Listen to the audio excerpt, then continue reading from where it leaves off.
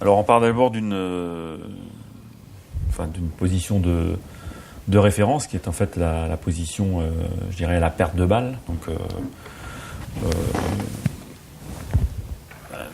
Donc dans un replacement de zone presse, en fait, les principes, avec une zone de récupération qui est plus ou moins haute.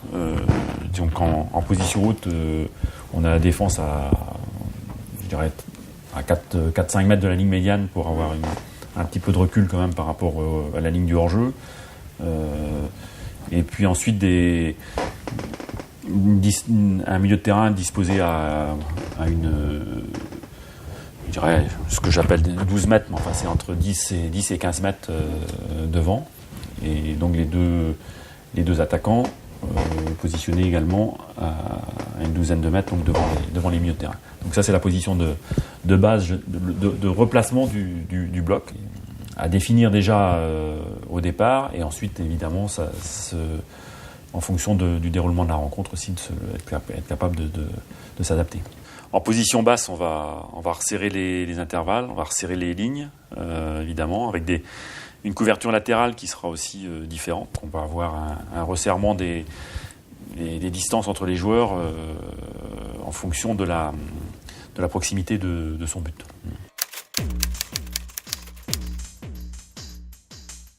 Il y a deux situations à la perte de balle. C'est un pressing à la perte, mais qui est conditionné par la façon dont on perd le ballon, qui est conditionné aussi bien sûr par le positionnement du bloc à ce moment-là. Ça permet d'éviter des courses de replacement qui sont pénalisantes.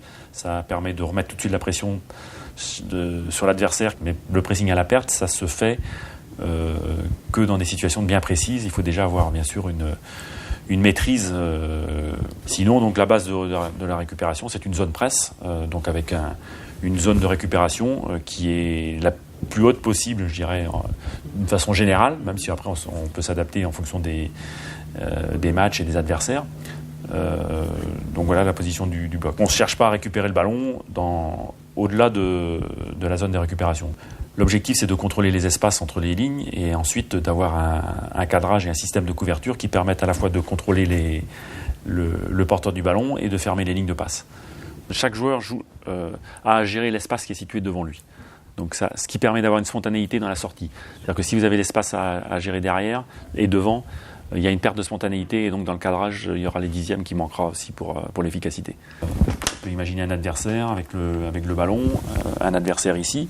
Donc un adversaire dans le bloc libre, c'est pas un problème. Donc on le gère pas physiquement, on le gère mentalement, bien sûr, dans le contrôle de ses déplacements pour être capable d'anticiper, mais pas physiquement. Et justement, les distances sont importantes pour pouvoir intervenir aussi dans le temps de la passe sur le porteur du ballon. Donc si le ballon est transmis, dans le temps de la passe, donc il y a le joueur qui est concerné, le joueur dans son espace devant va sortir dans le temps de la passe pour le cadrer, intercepter le ballon si c'est possible, ce qui est toujours assez intéressant bien sûr. Et à ce moment-là, les trois autres joueurs de la ligne assurent une autre ligne en couverture. C'est-à-dire on peut imaginer ici donc une fermeture des trois pour être aussi sur des lignes de passe verticales, ce qui apporte une sécurité supplémentaire. Et je dirais, et aussi un joueur de la ligne supérieure qui vient fermer de telle manière à assurer une supériorité numérique sur le porteur du ballon. Alors il y a la couverture latérale aussi qui est aussi une notion importante. On peut imaginer par exemple ici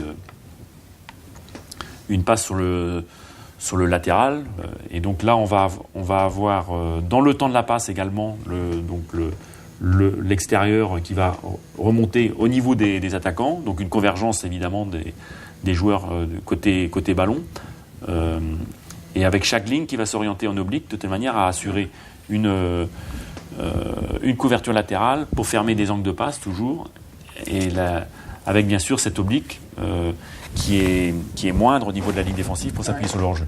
Cette notion d'oblique, même au niveau de la ligne défensive, ça permet de contrôler le joueur qui est situé dans cet espace. Donc c'est ce joueur-là qui contrôle le hors-jeu. S'il n'y a pas de joueur dans cet espace, à ce moment-là, évidemment, il a intérêt à s'aligner ici, parce que le fait d'avoir une couverture ici et d'avoir aucun joueur dans cet espace, ça libère évidemment. Lui va adapter son positionnement. Alors ce qui est intéressant, c'est que en fait, il a l'espace. C'est le joueur qui a l'espace en face de lui, qui lui donc est en mesure de contrôler son placement. Il y a beaucoup de buts qui viennent côté opposé, avec un latéral qui s'est intégré, qui n'a pas eu le temps de revenir, et donc cet oblique qui ne fonctionne pas. Ouais. Alors c'est vrai que c'est très contraignant au niveau des courses de replacement. Ça demande d'anticiper, et ça demande aussi évidemment de ne pas perdre de ballon, puisque quand l'équipe est en position offensive, les excentrés se projettent déjà, ont tendance à se projeter. C'est aussi pour ça que dans la phase offensive, il y a plusieurs temps qu'on repère, de telle manière à se sécuriser aussi. Le 4-4-2, ça permet d'avoir des transitions qui sont très rapides, avec un bloc qui reste court, une occupation maximale de la largeur en phase offensive, avec notamment les excentrés, et un replacement du bloc à la perte aussi très, très rapide. Donc dans l'animation offensive, je dirais le but, c'est de créer le déséquilibre chez l'adversaire à partir d'une circulation du ballon, qui ne sera possible que en coordonnant la mobilité des joueurs pour donner le maximum de solutions au porteur du ballon. Et donc il y a des principes qui sont simples. Alors d'abord dans un premier temps, lorsqu'on est en position basse, je dirais là on doit se sécuriser. Donc je dirais que dans cette configuration, on est déjà en 4-4-1-1 avec un attaquant qui vient décrocher pour apporter un soutien à l'action. Et là, les deux lignes de 4 ne se déforment pas, parce qu'on est encore dans une situation où justement il faut aussi se prémunir d'une perte de balle. Donc par contre, ce qu'on demande, c'est d'utiliser toute la largeur. Donc les deux excentrés, je leur demande d'aller toucher la ligne de touche pour offrir des solutions de passe. On va privilégier la remontée du ballon par les côtés, déjà pour aussi éviter des pertes dans l'axe qui sont préjudiciables. Et donc voilà. Et on va ici, les deux milieux vont aussi se déformer. Autant ils se replacent sur la même ligne, autant dans la phase offensive, les deux ne restent pas sur la même ligne, ils s'intercalent pour donner des solutions de passe de la même manière que les attaquants. On a une position médiane du bloc maintenant, où on peut imaginer que dans ce cas-là, on a... c'est pas systématique évidemment, mais donc l'adversaire a eu le temps de se replacer. Donc là, on va commencer à avoir une phase où l'objectif n'est plus de gagner du terrain, mais au contraire de créer des déséquilibres en faisant circuler le ballon de façon contradictoire. Les principes sont aussi une utilisation maximale de la largeur, des milieux et des attaquants qui sont en décalage dans les interlignes de l'adversaire, donc jamais les deux sur la même ligne pour avoir un maximum de solutions pour le porteur du ballon. Et là, les déplacements, ils doivent être coordonnés. On prend le milieu excentré, par exemple, une fois qu'il a touché la ligne, lui, il a la liberté totale de faire un appel qu'il veut. Donc, ou il demande dans la profondeur, ou il rentre, par exemple. S'il rentre, ça veut dire que ça libère un espace, et donc les principes d'utilisation de la largeur commandent au latéral de venir dédoubler. Là, on a un principe, on reste toujours à trois défenseurs. Donc, dans ce cas-là, le latéral opposé reste avec des deux centraux pour assurer une ligne en couverture. Le gros danger, c'est quand on laisse deux joueurs ici, simplement, les deux centraux, les deux latéraux remontent. Alors, il y a des équipes qui équilibrent par un milieu qui décroche, mais bon, c'est pas très rationnel. Ça veut dire aussi que dans ces cas-là, ça suppose d'avoir des joueurs hors normes sur le plan athlétique, parce que dans la vitesse de course, il faudra gérer. Donc voilà, sur le plan général, les principes. Un déplacement, en fait, va s'accompagner les déplacements d'autres joueurs. Et chaque joueur, à un moment donné, a la liberté de le faire. Donc pour les attaquants, c'est la même chose. Et il y a possibilité pour un des joueurs de décider. Et évidemment, c'est le joueur qui est le plus proche du ballon qui va pouvoir le faire, puisque l'autre, là, a à la fois le porteur du ballon et son partenaire dans le champ de vision. Donc, s'il décroche, là, l'autre attaquant va faire un appel dans la profondeur. Dans cette phase-là, notre 4-4-2, c'est plus des lignes, c'est simplement un espace qu'on a à gérer qui reste très court, 25 mètres de profondeur, et par contre qui utilise tout l'espace de la largeur du terrain. Et puis on a une dernière phase où là le déséquilibre il est vraiment créé. Donc s'il y a un déséquilibre, un décalage qui s'est effectué, dans ce cas-là, évidemment on a un bloc équipe qui va évidemment s'espacer, puisqu'on va jouer sur tout un demi-terrain, si ça se termine sur la ligne de but. Donc c'est le seul moment du match en fait où l'équipe est un peu étirée. Et là, on a des principes avec 2 joueurs qui contrôlent le milieu, et puis 5 joueurs qui sont à ce moment-là qui sont dans l'action offensive, mais on a toujours ces 5 joueurs qui sont en sécurité, ce qui permet de se sécuriser à la perte de balle pour apporter un frein, et aussi évidemment c'est un intérêt offensif parce que si l'action a échoué, ça permet d'avoir des solutions pour tourner le jeu.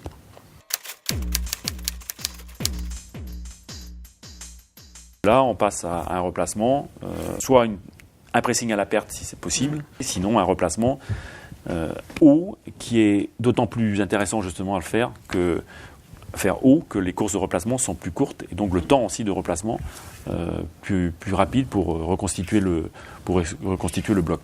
Sachant que aussi dans le replacement, on peut avoir des permutations ponctuelles et que l'objectif étant de replacer le 4-4-2 le plus vite possible. Le paramètre principal, c'est le ballon. Donc ça permet à chacun d'avoir la même lecture du jeu et d'avoir une stratégie vraiment collective. Et celui qui est le plus proche du ballon, en fait, va avoir amener l'action collective aussi, puisque les autres l'ont dans son champ de vision. Donc s'il presse, les autres vont l'accompagner. Si au contraire il lâche et il amorce une course de replacement, à ce moment-là on sait qu'on vient dans une course de replacement. On le fait aussi parce que c'est des situations qui sont très fréquentes quand les 2 attaquants sont éliminés. À ce moment-là on replace un bloc de 8 avec nos 2 lignes de 4, mais dans ce cas-là en position un peu plus basse. Pour nous on prend ça c'est pas non plus systématique, mais enfin idéalement la ligne médiane comme repère, et on replace le bloc de 8 en attendant que les 2 attaquants se remettent avec les 8 pour récupérer le ballon. Et là les principes de couverture restent toujours les mêmes. Et il y a un troisième cas de figure, si les milieux sont chantés, dans ce cas-là la ligne défensive recule jusqu'à environ 25-30 mètres en faisant un recul frein, et commence à récupérer le ballon, enfin simplement qu'à 30 mètres où là il y aura donc un qui sortira contrôler le porteur du ballon dans l'espace et les 3 autres qui assurent une ligne en couverture. Donc les principes sont respectés, mais dans 3 situations différentes, où on a le bloc de 10 en écran, où on a le bloc de 8, où on a la ligne de 4.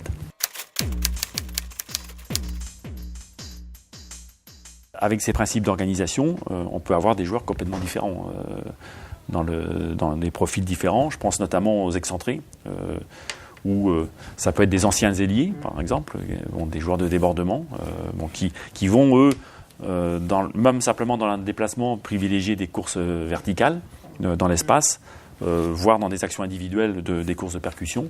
Ou alors, on a des joueurs de soutien qui viendront plus intérieurs, à partir d'une position excentrée qui n'est pas inintéressante aussi, parce que ça leur permet d'attirer le ballon. Donc ils se démarquent en s'excentrant pour après pouvoir rentrer dans le jeu et là utiliser leur maîtrise dans la construction du jeu. Donc c'est des joueurs qui sont très différents. Au niveau des milieux axiaux, c'est la même chose. On peut avoir deux joueurs qui ont des profils à la fois de récupérateurs et de meneurs de jeu, ou alors avoir un joueur d'un profil plus défensif, récupérateur, et l'autre plus offensif. Donc dans ce cas de figure, il y en a, comme on l'a dit, il y en a un qui restera toujours occuper l'espace, ce sera plutôt le joueur au profil défensif. Donc c'est surtout une question de complémentarité dans ce cas-là. Pour les attaquants, c'est la même chose, où on a 2 attaquants qui sont capables d'alterner. Alors le problème, c'est quand on a 2 joueurs qui sont essentiellement des joueurs de profondeur, c'est très difficile parce qu'à ce moment-là, les courses risquent d'être les mêmes et donc on n'a plus cette richesse dans les courses qui apportent des solutions aussi au porteur du ballon. Donc idéalement, il faudrait avoir 2 joueurs qui sont capables d'alterner d'alterner le décrochage et la course dans la profondeur, mais on peut avoir un joueur de soutien et puis un joueur de profondeur qui aussi apporte cette fluidité au système. Pour les latéraux, là je Je dirais que c'est des qualités offensives, où on a des latéraux qui sont capables aussi d'apporter un plus offensivement, ou d'autres moins. Bon, dans ce cas-là, ils s'intégreront plus ou moins à l'action offensive, et c'est pour libérer peut-être plus le latéral côté opposé. Les défenseurs centraux, je dirais eux, leur première relance était pour moi essentielle, puis leur capacité bien sûr à défendre, et comme on l'a vu, on peut jouer haut que si on a des joueurs bien sûr qui sont déjà très forts dans l'anticipation, dans la profondeur, et qui ont aussi des qualités de vitesse de course qui permettent justement de se sécuriser en jouant haut.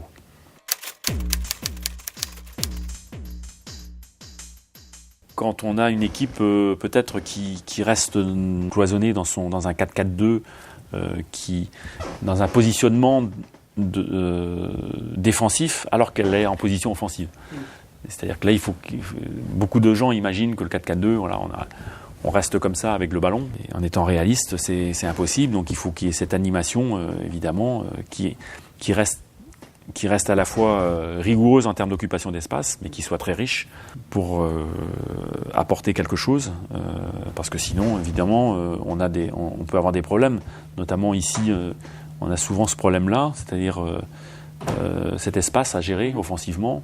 Quand on n'a personne pour assurer cette liaison, évidemment, c'est un problème. Sur le plan défensif, dans une zone presse très haute, évidemment, il y a aussi toujours un danger, c'est l'espace qu'on laisse derrière, et donc qui est lié au cadrage ou non de l'adversaire, évidemment, et après à la capacité d'anticipation de la ligne défensive, mais de tout le bloc aussi, sur les longs ballons.